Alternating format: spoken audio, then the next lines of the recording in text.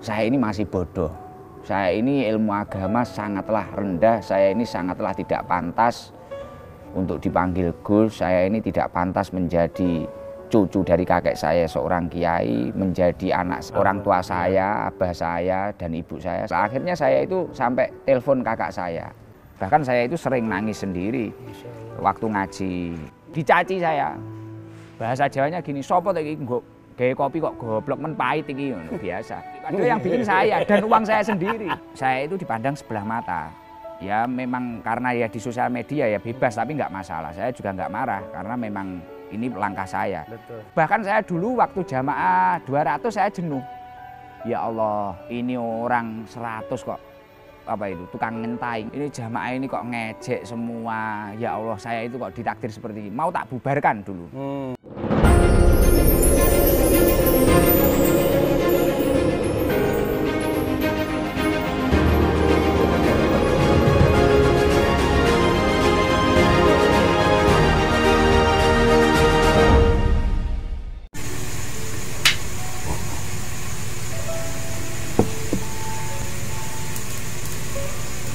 Assalamualaikum warahmatullahi wabarakatuh. Ketemu lagi dengan Beda Warna. Selamat malam, rahayu, salam sejahtera untuk kita semua. Saya doakan semoga panjenengan semuanya dalam keadaan sehat walafiat dan tidak kurang suatu apapun. Ketemu lagi dengan Beda Warna yang akan selalu mengangkat momen-momen lucu, unik dan seru. Tapi kali ini berbeda karena memang nuansanya agak berbeda. Jadi yang diangkat pun berbeda. Gus Idam. Siapa yang tidak kenal dengan sosok Gus Idam yang viral sampai sekarang, bahkan dalam setiap pengajiannya ini yang datang sampai puluhan ribu, bahkan pernah itu menurut data, menurut laporan itu sampai ratusan ribu. Itu fenomena yang luar biasa. Bahkan jamaahnya ini dari berbagai kalangan, dari kalangan menengah ke bawah, menengah ke atas, atasnya lagi sampai atasnya lagi. Dari orang biasa dengan berbagai latar belakang sampai kalangan artis pun hadir dalam pengajian beliau. Nah, apa yang dialami oleh Gus Idam sekarang ini tentu tidak lepas dari yang namanya proses perjalanan hidup.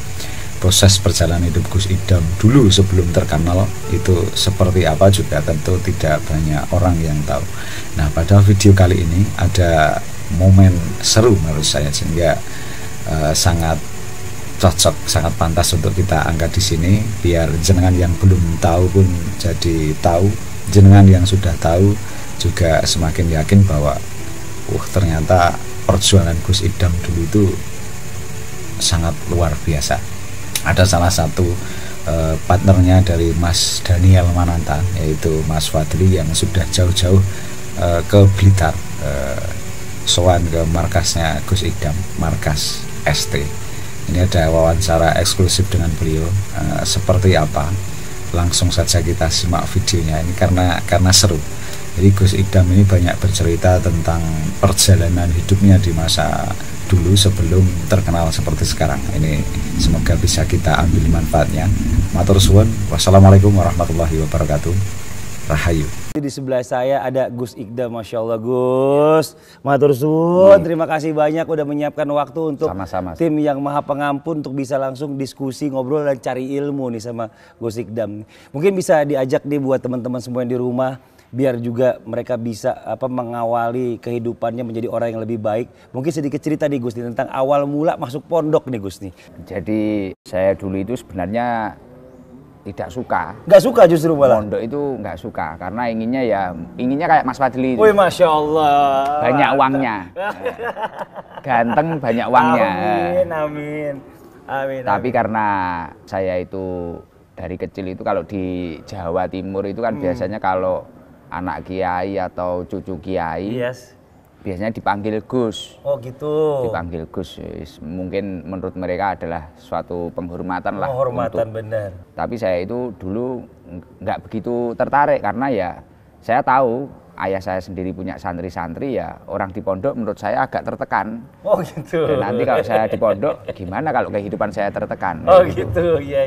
Akhirnya ayah saya itu bilang, kamu itu dipanggil orang Gus, Abah, saya manggilnya Abah dulu. Jadi kamu itu setahun 2 tahun lah mondok biar pantas. Oh, Masya Allah. Biar pantas, nanti sisanya nanti belajar di rumah nggak apa-apa. Terus akhirnya ya udah, nanti kalau saya mondok dikasih apa, Bah? Wih, mantap. Kita masih Harus ada ini ya, bergeningnya ya. feedbacknya. Belum ikhlas kita. Belum ikhlas. Belum ikhlas. Akhirnya saya berangkatlah dan akhirnya saya mondok di Kediri. Kediri. Di awal mula mondok itu di Pondok Pesantren Queen Al Falah. Setahun, 2 tahun saya itu belum fokus. Jadi ngaji itu ya asal ngaji aja, asal sekolah aja. Belum ikhlas ngaji. Iya. Dan akhirnya ternyata memang hidayah itu ada, Mas Fadli. Masya Allah, benar.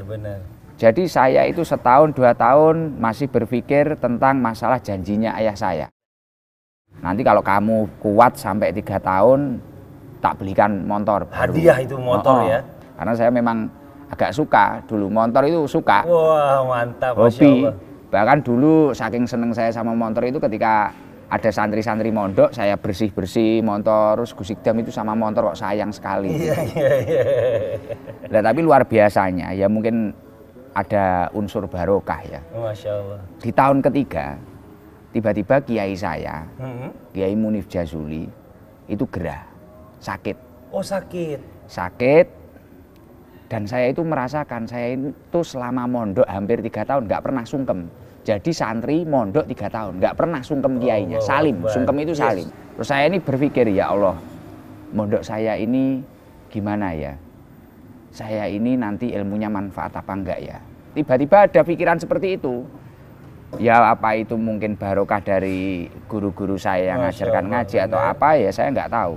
Tiba-tiba Mbah Yai saya ini sedo, meninggal. Saya ini tiba-tiba hati saya terenyuh. Allah. Seketika itu janji-janji yang dikatakan ayah saya, apapun itu bentuknya, saya lupa. Allah. Dan seketika itu langsung saya itu berpikir, saya ini masih bodoh.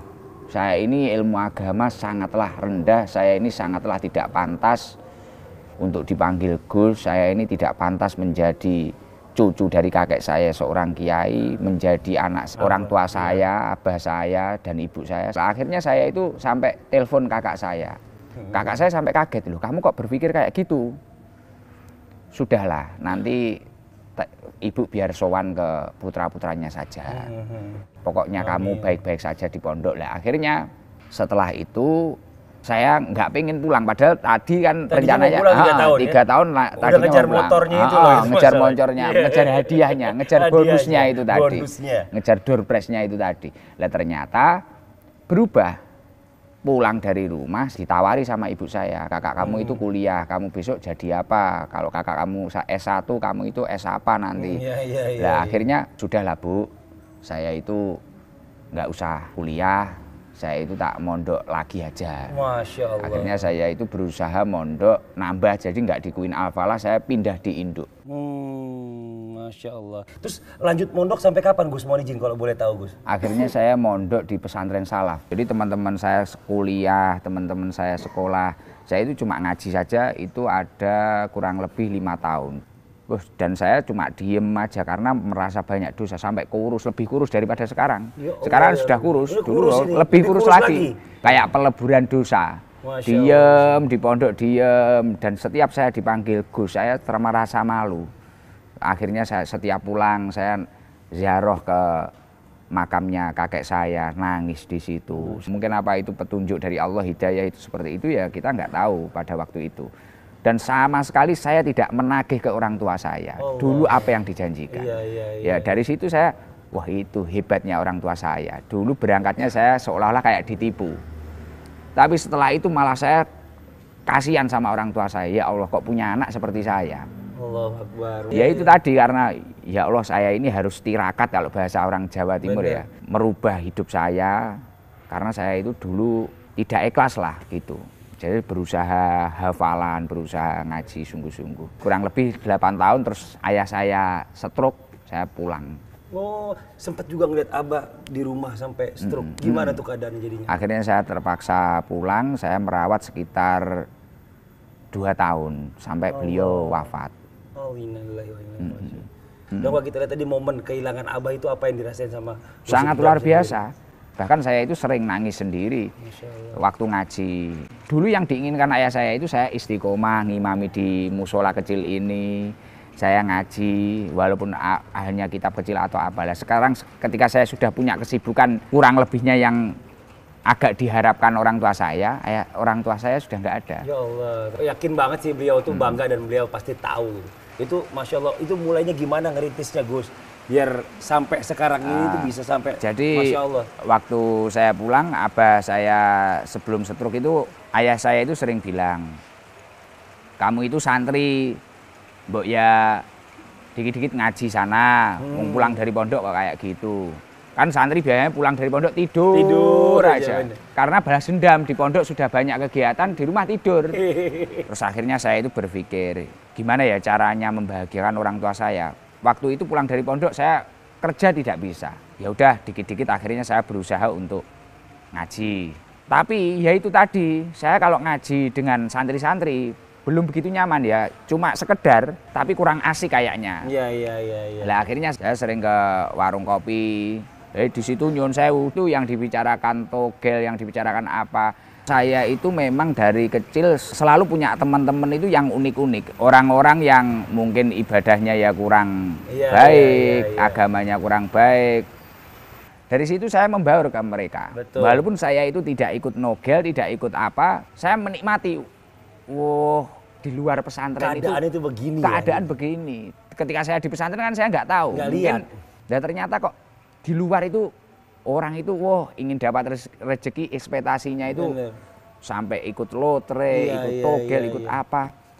Oh ya di sini PR saya itu di sini. Di mana saya harus menerapkan ilmu yang saya bawa dari pesantren ya di sini. Masya Allah. Akhirnya dikit-dikit kadang tak ajak ziarah wali. Iya. Ke Ampel, ke Surabaya.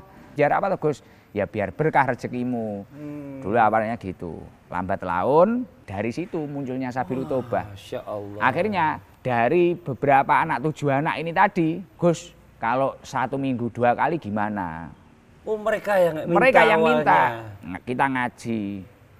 Ya udah kitabnya apa? Tak kasih tahu contoh kitab. Awalnya mintanya itu kitab besar, tafsir Jalalain, tafsirnya Al-Qur'an. Oh jangan, kamu itu yang rusak itu akhlaknya. Iya. Tak carikan kitab akhlak aja. Akhirnya dari situ tak kasih 2 pilihan dan milih salah satu kitab. Kita mulai dulu malam Selasa sama malam Sabtu. Akhirnya ngaji, kopi tak buatin sendiri, dicaci saya. Bahasa Jawanya gini, sopo iki nggo gawe kopi kok goblok men pahit iki ngono biasa. Padahal yang bikin saya dan uang saya sendiri. Jadi 7 itu pakai celana bolong-bolong. Iya. Saya ngaji lihat kayak gini. Makanya mohon maaf Mas Fadli, kadang bahasa saya waktu ngaji kalau malam Selasa itu kasar. Karena memang berawal ya itu makanya ada bahasa saya manggil jamaah saya garangan itu.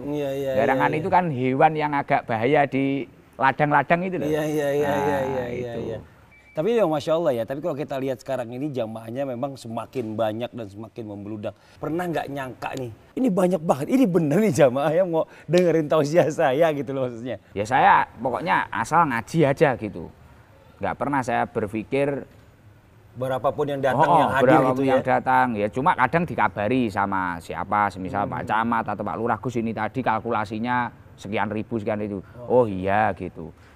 Karena saya sendiri sampai detik ini kadang merasa belum pantas. Saya itu kan sasarannya memang anak-anak jalan-jalan itu awal mulanya. Loh, sekarang kok ada ibu-ibu, bahkan kadang ada yang kiai juga. Jadi kita itu nggak nyangka. Masya Allah ya. Ini berkah bukan dari saya. Ini pertama berkah dari guru-guru saya, dari kakek atau orang tua saya, dan berkah dari keistiqomahan. Masya Allah. Artinya ketika jemaah Sabilul Tobah itu mungkin enak, ada orang baru enak, sambutannya enak, welcome enak gitu, ya orang akan nyaman di sekitar kita.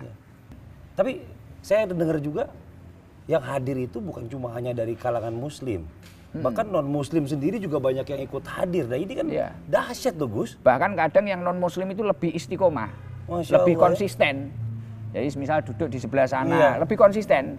Kadang ya Saya guyon nih kadang, ini non muslim ikut sudah 2 tahun nggak muslim ini. Saya gitu kan. Masya Allah. Gitu kan. Jadi saya sering gitu ya? guyon-guyon pakai bahasa yang ringan-ringan. Iya. Karena ya mengingat berawalnya dari itu tadi warung kopi. Warung kopi itu nongkrong dan 7 orang itu ya. Uang 1.000, 2.000 sangat berharga dan bahkan untuk mencari apa sampai kayak gitu. Masya Allah. Bener. Saya itu dulu sering ditanyai nomor togel, ditanyai apa. Mau marah tapi ya janganlah, ini PR kita. Iya. Makanya saya itu sering dibully, bahkan dari kalangan sesama Gus atau apa. Gus Ikdam kok berteman sama orang itu, wong kita saja menghindar. Loh, salah. Salah, bener, saya setuju. Yang begitu jangan dihindari. Itu PR kita. Benar. Kalau kita itu hanya mencari ngaji yang mudah-mudah di masjid, di madrasah. PR kita itu malah gimana orang-orang yang belum kenal agama, masih punya hobi-hobi maksiat. Betul. Yang garangan-garangan itu tadi. Iya. Dan ini markas Sabilut Taubah ini sebenarnya kita lihat di sini, wah, di antara gebyok yang begitu indah ini. Ini artinya maknanya apa nih, Gus? Kenapa kok saya bahasakan markas? Bahkan saya juga dikomentari teman-teman saya banyak. Biasanya kan kalau majelis itu sekretariat.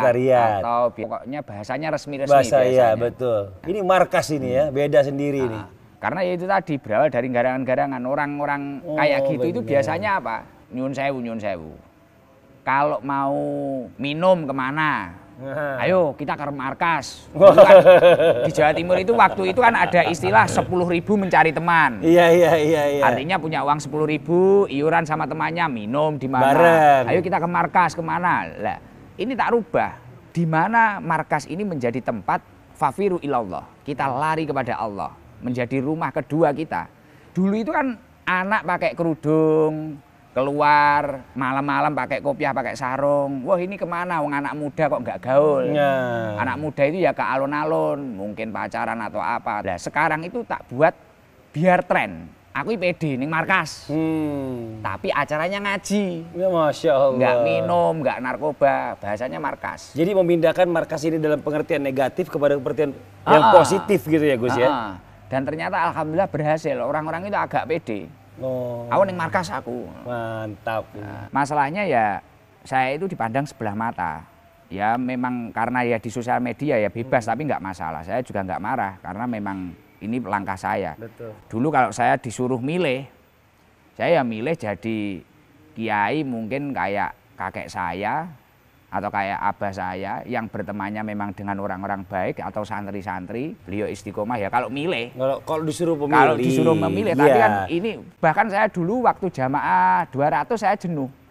Ya Allah, ini orang 100 kok apa itu tukang ngentaing. Ini jamaah ini kok ngejek semua. Ya Allah, saya itu kok ditakdir seperti ini. Mau tak bubarkan dulu. Sempat ada perasaan itu ya? Saya sampai mau frustasi. Saya bilang ke ibu saya, Bu, tak bubarkan aja. Saya udah nggak kuat. Ditata sulit, lebih enak nata orang-orang yang sudah ingin niat ngaji. Benar. Ternyata ibu saya itu luar biasa. Selalu mengingatkan saya sabar. Ya memang kamu itu jatahnya seperti ini. Semua orang itu memiliki nikmatnya masing-masing. Benar. Bahagianya masing-masing dan ujiannya masing-masing. Nikmati saja bagianmu. Oh, ternyata lambat laun mereka akan lebih mengerti. Ya itu tadi, mulai dari bahasa-bahasa saya itu mungkin markas. Terus apa? Bahkan saya ngajak umroh jamaah saya nggak seperti ustadz-ustadz yang lain. Ayo kita umroh, enggak gitu. Saya gini, ayolah sekali-kali kita ngopi di Mekah. Wih, Masya Allah. Di Madinah, masa ngopi cuma di rumah aja. Loh, Gus, saya belum pantas. Loh, kamu aja masuk diskotik nggak pernah nanya pantas atau tidak. Iya. Semalam kamu berapa karaoke? 5 juta, Gus. Alah, umroh 30, 40 juta gampang. Nggak sampai 1 tahun ngumpulin kamu dapat. Masya Allah. Jadi problemnya kita sering dipandang sebelah mata. Ya. Tapi ya itu nggak masalah.